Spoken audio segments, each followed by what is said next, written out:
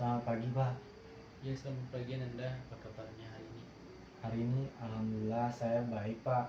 Akan tapi saya merasa punya tekanan. Saya merasa tidak enak. Jadi Nanda datang menemui Bapak hari ini ingin membicarakan tentang masalah yang Nanda hadapi saat ini. Iya Pak. Sebelumnya apakah Nanda pernah mengikuti atau melakukan proses konseling sebelumnya?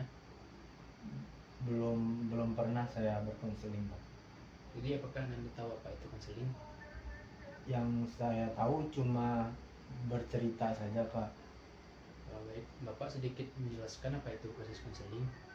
Yaitu proses konseling adalah proses interaksi antara konselor dan klien. Contohnya Nanda sebagai klien dan Bapak sebagai konselor, dan tujuan dari konseling ini memecahkan masalah yang terjadi pada klien, mencari jalan keluar dari masalah yang sedang dihadapi klien, dan Nanda tidak usah risau ataupun bagaimana, karena kerahasiaan dari masalah Ananda akan Bapak jaga 100%.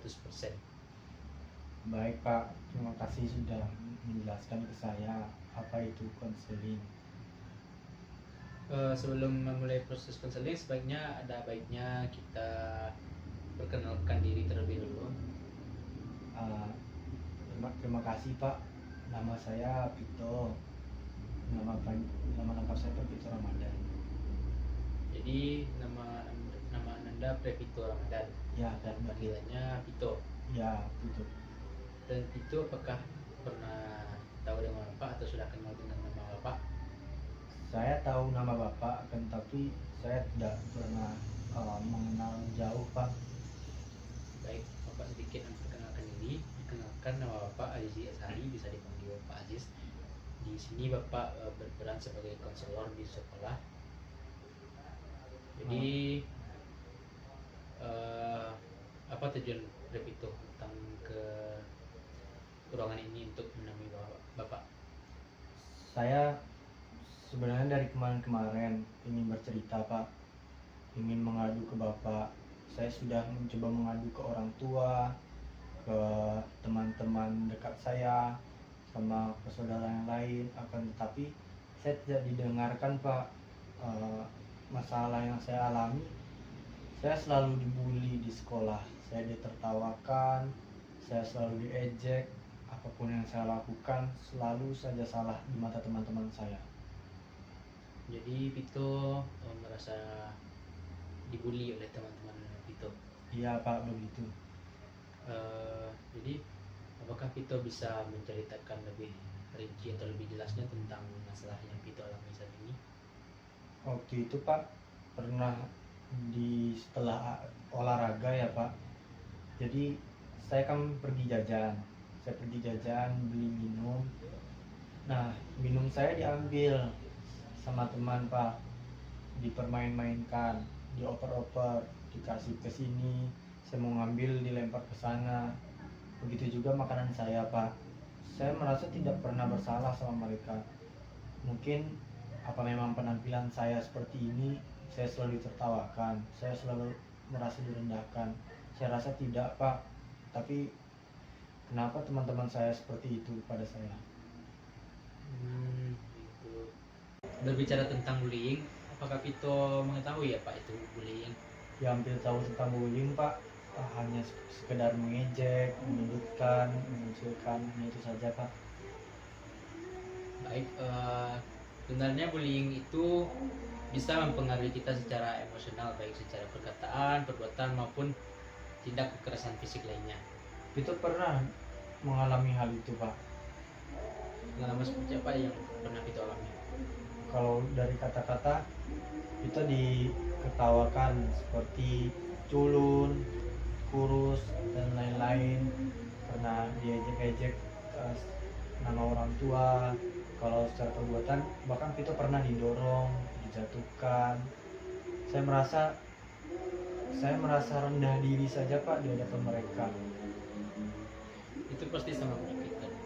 Tentu Pak, kalau menyakitkan memang, tapi saya berusaha untuk menerima saja. Oh iya Pak, Bapak dulu pernah nggak mengalami bullying ini Pak? Bapak dulu waktu seumuran itu di masa sekolah, Bapak juga pernah mengalami bullying ini. Seperti tidak dihargai oleh teman, mendapatkan perlakuan tidak menyenangkan dari teman, ya, yang dan kata-kata yang selalu menyinggung perasaan Bapak pada saat itu. Oke Pak. Oh iya Pak, kita mau tanya boleh Pak? Tanya apa itu Pito? Kalau Bapak, saran dari Bapak gimana untuk mengatasi hal ini Pak? Baik, itu saran dari Bapak. Yang pertama, Pito jangan takut atau ragu untuk berbicara dengan orang yang lebih dewasa, karena siapa tahu orang dewasa tersebut bisa memberikan cara atau nasihat bagaimana kita menjadi lebih percaya diri lagi dan tidak merasa kesepian, dan bisa melakukan hobi atau hal-hal yang disukai secara pribadi, sehingga kita melupakan hal yang sedang kita alami. Oke Pak, berarti itu yang kita tangkap dari perkataan Bapak adalah kita harus menyalurkan hobi. Mungkin hobi Vito kan bermusik ya Pak. Mungkin ya ketika Vito lagi bermusik, Vito merasa senang, Vito merasa tidak ada masalah lagi, merasa fresh. Jadi mungkin terima kasih Pak, masukan dari Bapak harus bercerita sama mungkin yang lebih dewasa ya Pak. Terima kasih Pak sekali lagi. Sama-sama Pito, semoga saran dari Bapak bisa Pito terima dan Pito laksanakan dengan baik. Ya Pak, terima kasih banyak ya Pak atas waktunya. Apakah apa yang Pito rasakan setelah Bapak memberikan saran pada Pito? Yang kita rasakan tentunya kita merasa lebih tenang karena kita sudah bisa speak up, berbicara sama orang lain selain dari keluarga, selain dari teman dekat. Tapi Pak, bahkan saya rasa berbicara dengan Bapak sama seperti berbicara dengan ayah saya sendiri. Bedanya mungkin ayah saya karena sibuk bekerja dan bukan pengalaman dia tidak ada di sini.